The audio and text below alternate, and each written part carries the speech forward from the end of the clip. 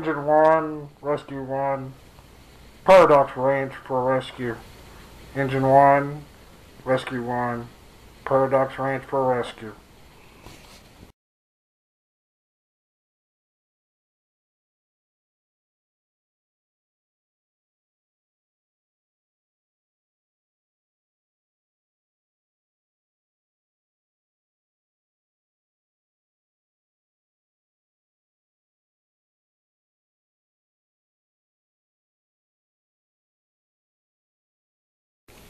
Hello everyone, and welcome back to the ranch. Dr. Uptown here.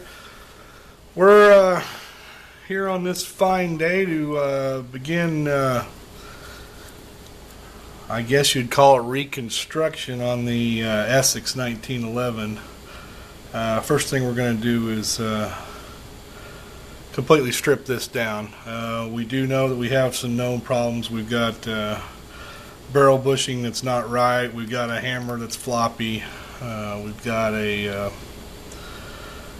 magazine release that's not working well, and we're not accepting magazines into the mag well. So those are the problems we're going to start with.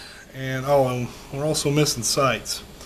So we did get some parts in the mail, so we're going to strip this thing all the way down to its essential parts, and kind of have to handle this more like a new build than a modification situation. Typically, if we do a modification, we would do the one modification, take it out to the range, make sure everything's still functioning fine, and then come back and do additional modifications. But in this case, since we can't even get a magazine in it, we can't find out if the thing will even cycle. So we're going to basically treat this kind of like a new build and see how it goes. Anyway, like I say, typical GI style 1911 disassembly here.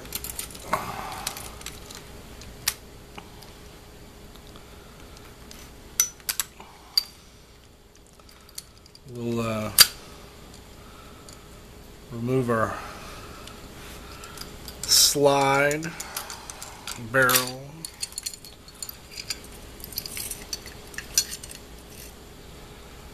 spring. I'm just going to take this thing completely down.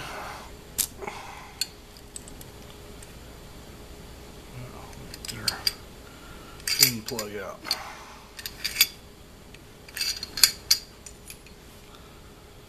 Just going to take this thing completely down. Like I say, we're just going to handle this like a new build. And we know this barrel bushing is one of our offending parts. So we'll set that aside. I'll break that slide down further later. This has these Hogue palm swell grips on it. And what we've got is some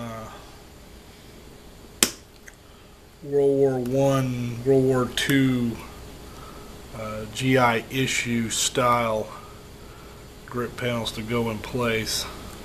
By chance, these happen to be the same grip panels that I bought for the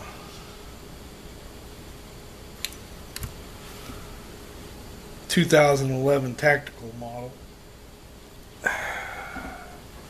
Screwdriver with a little more meat on it. So I now have an extra set, and I actually, when I bought them for the 2011 model, I wasn't sure if I was going to like them or not. So now I have an extra set of grips that are the same. So don't know what I'll end up doing with those. Use that bigger screwdriver to bust those screws loose. This little pocket screwdriver has been used a few too many times, and the blade's getting pretty thin and kind of bent around a little bit. Well, once we got our grip panels off, we'll set those aside because, like I say, we're not going to use those. Go ahead and take that mainspring off. One of the things that we're going to do with the changeover of this thing is put a different mainspring housing on it. The mainspring housing we're going to put on it has a lanyard loop, which would be correct for a GI issued pistol. Set that aside. One of the things I'm going to look at on this mainspring is it all actually looks okay.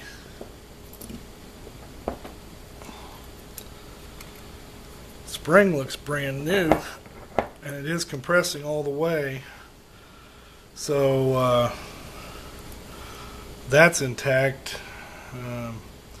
which makes me wonder about this hammer bow. Whoa, there's another issue that we just ran across there.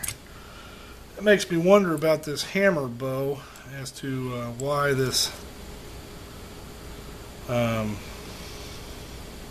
hammer is floppy. Now, we did also know that this grip safety was not retaining. Looky there. That was never even peened in place. It was just set in there. Alright, well, there's another issue to fix. What this is, guys, is this is the plunger tube that holds the plunger springs and pins that go in the detents on the slide stop and grip safety. And I told you before that I suspected that somebody that really didn't know what they were doing was the ones that put this pistol together, and this just more and more reinforces that thinking. What is supposed to happen is this sets in there just like that, and you peen the two pins to expand them, and that locks that into the frame. But what they did was they just set it in there. They didn't even try to peen them in place. So that's a additional little thing we're going to have to do while we're walking through this. But get back to what I was saying. That hammer is still floppy. We know the mainspring housing is good, so we have to be real suspicious of this hammer bow. And we'll check that out here in a little bit and see what we find out.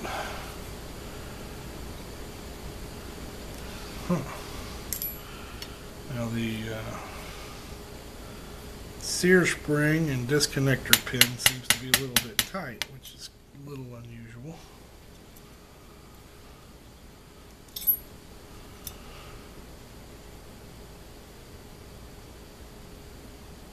Disconnector doesn't look too bad. I'm sorry, the sear doesn't look too bad. Disconnector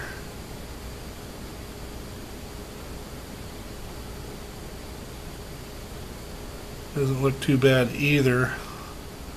What I am noticing though is it does have some wear down here on the bottom edges, where again I suspected that this is probably an old GI parts gun, and that just again reinforces that. Go ahead and take this magazine release out, set it aside, pop our trigger out. Wow, I'm absolutely amazed. What's right? Oh, okay.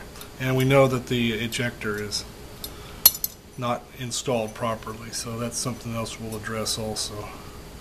I'm very surprised that the hammer fell out so easily. That's not a bad thing. That's a good thing actually, but generally speaking, usually when somebody's mucked around with these pretty good, that doesn't happen. Now, I'm going to show you something. You'll hear the terms short and long trigger on occasion. And just to give you an idea, I'm going to see if I've got another trigger in here in my parts bucket. But this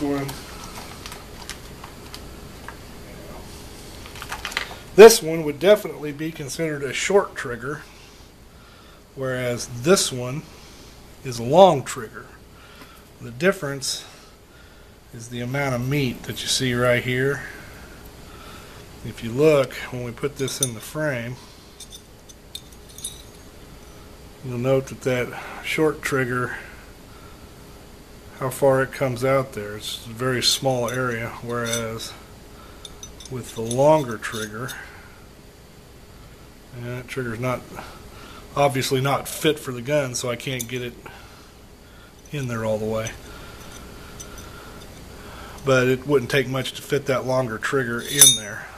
But the short trigger would actually be technically correct for a GI parts gun.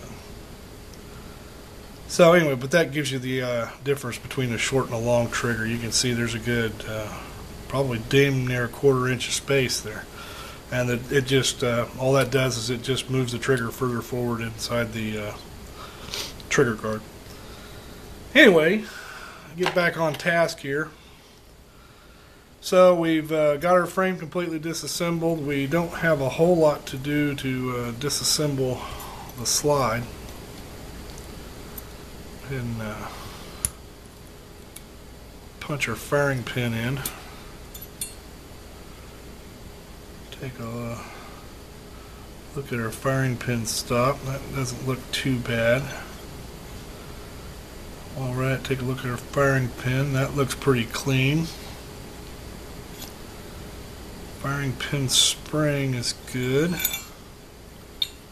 And our extractor just falls out. And I got concerns with that.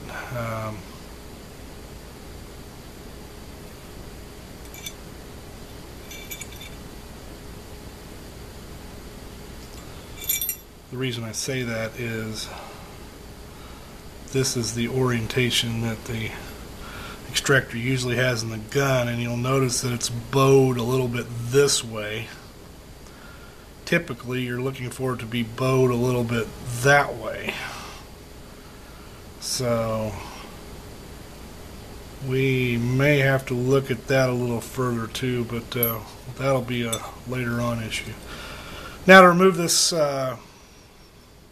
rear sight, we'll have to take this out in the shop and put it in the vise and use a hammer and punch to remove that. But like I say, we're going to do that last. We're going to concentrate on the frame first thing this morning. Anyway, now we've got it all disassembled. Like I say, the first thing we're going to work on is the magazine and get it so that it's dropping freely from the frame.